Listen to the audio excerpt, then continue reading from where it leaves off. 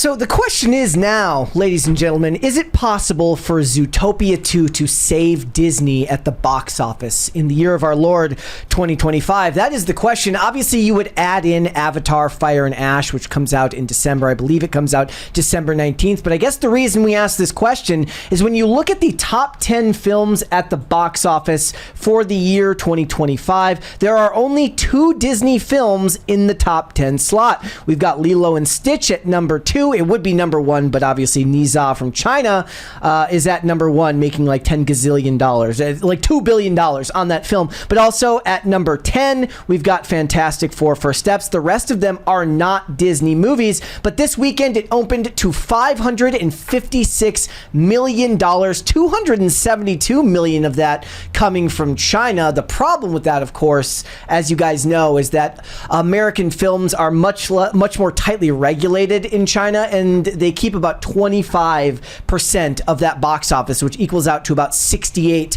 million in U.S. currency.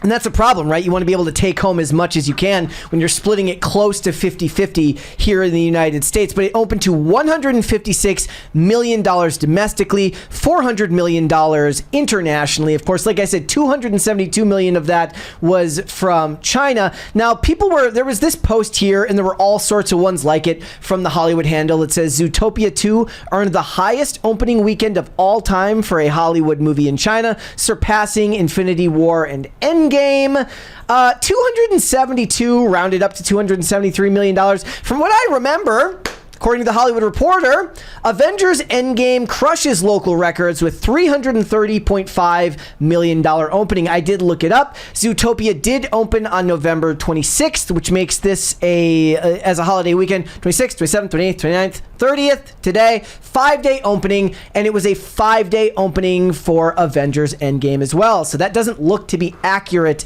to me. But the question is it going to actually save things for Disney? Well, the problem is that this movie and this movie and what we're going to see from Avatar, Fire and Ash both lean heavily into international box office, and they keep less of the money when they sell their movies internationally. They don't keep the 50-50 split that they tend to keep with American theaters. So if they want to make a profit on this movie, and it will, let's be clear, it has reportedly, according to IMDb, a budget of $150 million. That's been disputed. I've seen everything from $150 to $250 million as far as the budget goes. If knowing Disney, my guess is that it would probably end up being higher. But if we guess on the low end and say $150 million for the budget, $375 million break-even point, 2.5 times its budget, it would actually have to be more than that because, like I said, these movies lean heavily international box office. So Disney has a long way to go, but it's, they're looking to change their luck before the year ends. This is from Variety. It says, Thanksgiving box office Zootopia 2 feasts on $156 million. Wicked for Good adds a glittering $93 million.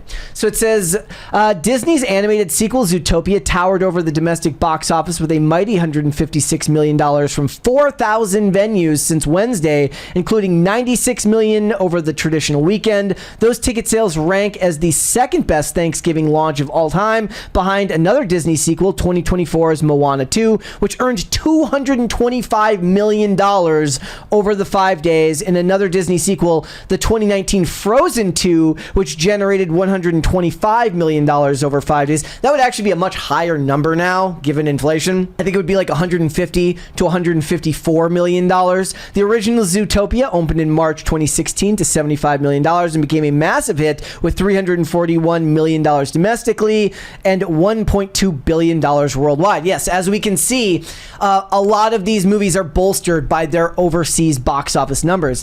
It was an even bigger force at the international box office with $400 million, including a record-setting $272 million in China. The second Zootopia earned a massive $556 million globally to stand as the fourth biggest opening weekend in history.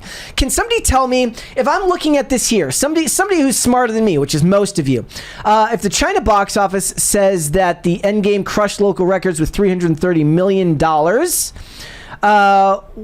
why is it that it's a record-setting number. The performance also dwarfed the debut of Endgame's predecessor, Infinity War, which brought in $191 million. Yeah, but that was over 3 days, not 5. Thanks to rave reviews and effusive word of mouth, Endgame finished well ahead of pre-release estimates, which had it predicting a total of around $270 million. The Marvel mega tentpole would have no trouble overtaking China's Universal's The Fate and the Furious. Well, it could be China's Fate and the Furious. My question is, though, why, it still looks to me like when I look at the box office, Avengers Endgame's $330 million opening doesn't even need to beat inflation for it to use inflation for it to be better than the Zootopia earning. It says the incredible response to Zootopia 2 reflects both its worldwide appeal and the remarkable work of our filmmakers and cast, said Disney Entertainment co-chairman Alan Bergman. It's a proud moment for Disney Animation and all of us at Disney, not to mention a great way to start the holiday season. The funny part about it was Discussing Fish, which is a satire account of discussing film, was getting in on the action on Saturday when it said like a live action Zootopia is now in the works, and people were like, is it just going to be a bunch of furries? Zootopia 2 wasn't the only big budget tentpole to satiate the audiences around Turkey Day. Universal's Wicked for Good dazzled with $93 million in its second weekend of release. Although the second half of Wicked was bigger in its debut, the follow-up isn't holding as well as the first film. To compare, last year's Wicked earning $118 million over the 5-day holiday frame after debuting to $112 million during the same pre-Thanksgiving. However, Wicked for Good remains a juggernaut with $270 million domestically and $393 million globally after 10 days in the theaters. So the question is, will it be possible for Zootopia and then Avatar to be able to save Disney at the box office this year? Where when you look at it, Minecraft, Warner Brothers, Jurassic World Rebirth, Universal, Demon Slayer is Sony, How to Train Your Dragon is Universal, I believe. F1 was Apple. Superman, of course, being number 8 is Warner Brothers. And then you've got Paramount with Mission Impossible Final Reckoning. It's a crowded market. It's a crowded market at the box office top 10 this year. Crazy that The Conjuring Last Rites is almost sniffing top 10, given that I'm sure it had a much, much smaller budget than all of those films. And of course, none of them coming anywhere close to Niza, which was, of course, a Chinese release. I don't know if you can actually trust those numbers. But the question is, will this strong opening for Zootopia be enough to save them at the box office? Will Avatar help with that? Well, let's look at it. So this was from 4 days ago. Avatar Fire and Ash lights up on tracking with $110 million opening projection. Yeah. Well, it's finally here. The last big opening for 2025. 20th Century Studios' James Cameron directed threequel Avatar Fire and Ash arrived on tracking 3 weekends ahead of its December 19th opening. Look, the tracking gets more accurate the closer you get to the release of the film, so take all of this with a grain of salt. And it's looking pretty good with a $110 million debut or a $100 to $130 million range. You don't get to those numbers unless it's a 4-quadrant movie, and Avatar Fire and Ash is strong with men and women in first choice, mostly men, but also solid enough with women. Note, it's behind the first tracking first choice numbers of Avatar The Way of Water, which opened to $134 million, and that's just fine. Note, unlike Marvel movies, Avatar movies are appointment viewing. Audiences seek out the best 3D, IMAX, and premium large format seats. There's no Easter eggs going in a la Marvel movies, which require an immediate rush out by fans. So yes, strong holds week after week is how you end up making your money with these films. And Avatar, like, what Zootopia is looking like, is very much, heavy loaded on overseas sales. It's why you see the joke about the people who are like, you know what my favorite movie is? Avatar. Said nobody ever. Literally nobody ever. It's one of those things where every time we would make a video about it, I would get people pushing back on me. I'm like, look, who actually loves Avatar? Yes, you go see the movie for the spectacle and the amazing work done with the CGI. But really, is it something that has a ton of rewatch value for most people? Apparently not. But apparently a lot of people say that it does. I don't feel like it does, but a lot of people say that it does because we get comments saying that it will. And I saw James Cameron say, look, if Avatar Fire and Ash doesn't do well, he will stop making Avatar movies. So if you guys want James Cameron back on Terminator and to get rid of all of the bullshit Terminator movies that we've gotten since then maybe we need to all collectively boycott Avatar so that we can get James Cameron working on something that's actually good again, rather than wasting the last years of his career making Avatar movies.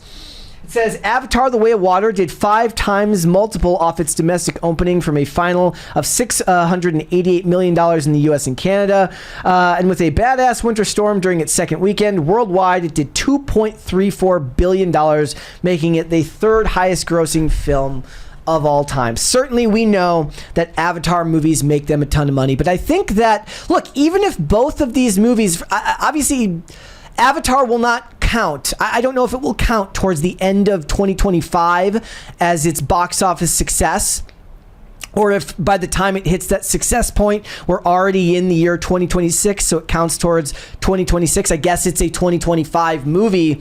So the question is, at the end of the year, when Avatar leaves theaters, we'll have possibly Lilo and Stitch, Fantastic Four, and then we would have Zootopia 2 if it stays on track, and Avatar as successful box office films, leaving potentially 4 of the big films at the box office at the end of the year, unless, of course, Avatar doesn't live up to expectations. I do think it will for the most part, but Disney certainly doesn't seem to have the dominance that it once did. When you look at how crowded that market was, when you look at what was going on here, like I said, you've got Warner Brothers movies, you've got Universal movies, you've got Sony movies. It's a big marketplace now, and people have a lot of places to go if they want their entertainment. And it's not just at the theaters. They have to compete with streaming services now. They have to compete with YouTube, which is where you're probably watching this, or over on Rumble. It's a lot harder to capture the interests of an audience these days. And Disney did not do the numbers this year that I think they wanted to.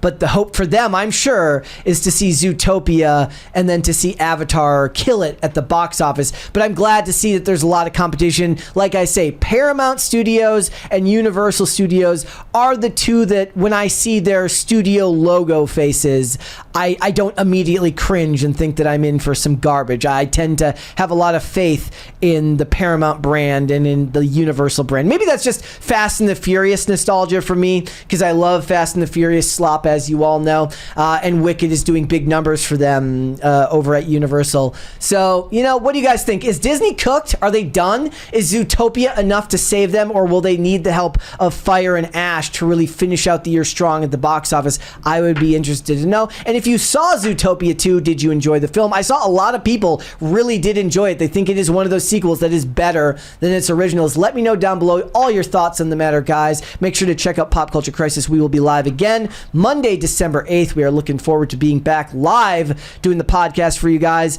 And thank you for checking out this segment. If you want to follow me on social media, I am on Instagram and on X at Brett Dasovic on both of those platforms. Thank you so much for watching. Later, guys. Thanks for watching. Listen to full episodes of Pop Culture Crisis on Spotify. Keep up with us on social media and make sure you subscribe and ring that bell so you never miss the show. Bye, guys.